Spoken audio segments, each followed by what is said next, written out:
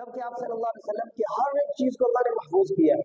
आपका खाना महफूज, आपका पीना महफूज, क्या तरीका था पीने का, क्या तरीका था आपके सोने का, क्या तरीका था आपके उठने का, क्या तरीका था सोते वक्त क्या अल्फाज आपने बोले, उठते वक्त आपने क्या अल्फाज बोले, रास्ते में चलते हुए आपका तरीका कैसा था, आपका किरदार कैसा था,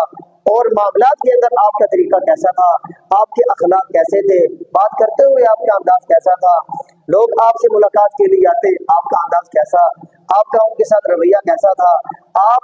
आपके पास काफर आते तो आपका रवैया कैसा था, जब आपसे मुसलमान मिलते तो आपका रवैया कैसा था, आप घर जाते आपका तरीका कैसा था, निकलते आपका तरीका कैसा था। नबी सल्लल्लाहु अलैहि वसल्लम की हर हर अदा को, नबी सल्लल्लाहु अलैहि वसल्लम के हर हर तरीके को, नबी सल्लल्लाहु अलैहि वसल्लम की हर हर सिफत को, आप सल्लल्लाहु अलैहि वसल्लम की हर किरदार को अल्लाह रब्बुल इज्जत ने महफूज किया। यह है नबी सल्लल्लाहु अलैहि वसल्लम की शक्ल, यह है नबी सल्लल्लाहु अलैहि वसल्लम की जात। इसलिए मेरे मोहतरम भाइयों, अगर हम चाहते हैं अल्लाह के यहाँ हमारा मकाम बुलंद हो, अल्लाह के यहाँ हमारी शान बुलंद हो, हमें सिर्फ नबी सल्लल्लाहु अलैहि वसल्लम के तरीके पर जिंदगी गुजारनी होगी, वरना दुनिया के यहाँ,